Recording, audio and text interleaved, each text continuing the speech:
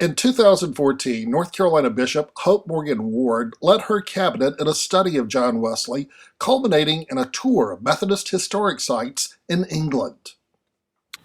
Our thought was that a pilgrimage to the Wesley sites in the United Kingdom would be a wonderful way to learn and relearn and re-engage our Wesleyan heritage.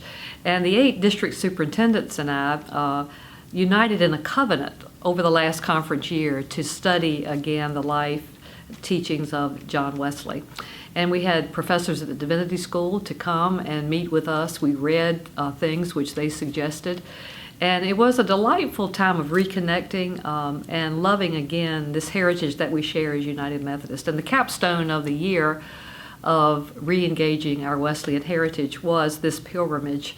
We had about 45 people in the group and began in York and then traveled down south to Epworth, over to Bristol and on to London.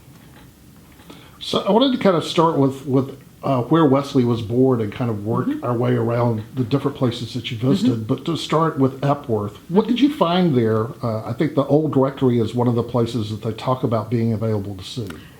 The old rectory is a fascinating house. It predates the Wesleys. They moved into it, and the Wesley family lived in it for 39 years, almost 4 decades. As Samuel Wesley was the pastor of the St. Andrew's Parish in Epworth. And it was in the rectory that Susanna led the household because her husband was away often. Back in those days, when you went to a preacher's meeting in London, you were gone for months at a time, literally 1, 2, 3 months. Susanna, however, spent her life, 40 years of her life at Epworth with the children, and they were born and they grew up in Epworth. Inspired by the bishop's trip, my wife and I made our own tour of Methodist historic sites in England and talked about Wesley with English Methodist leaders. In Epworth, we asked about the fire that nearly took 5-year-old John Wesley's life. But in 1709, there was a major fire. Nobody's quite sure whether that was arson or whether it did happen accidentally, because in the buildings at that time, the upper floor was used for the storage of grain and other crops. So it's quite possible that there was a fire set there which very quickly got going because the roof was thatched. There was a lot of combustible material. The basic structure of the building was wood, so there was nothing much to stop the fire spreading. And it was in the middle of the night. The family thought they'd got everybody out, and then there was a cry from one of the upstairs windows, and young John, Jackie as he was known, who was 4 years old at the time, was at his bedroom window.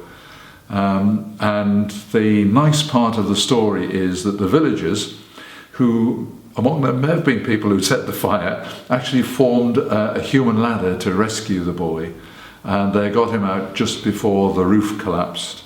And had they not done that, then that would sadly have been the end of the life for John Wesley. And so Susanna in particular saw that rescue as something very significant. She referred to John as a brand plucked from the burning, using a biblical quotation.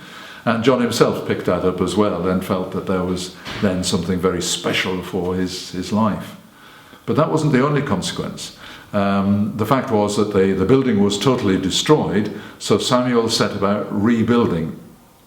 The fire was in February, the building was complete by the next December, so the builders got on pretty quickly in those days. And he built this grand building, which is grand enough today, would have been extra grand in his day, and he wanted to do something that emphasised his status as rector of Epworth. And had to spend so much on it that he was in debt constantly for the rest of his life.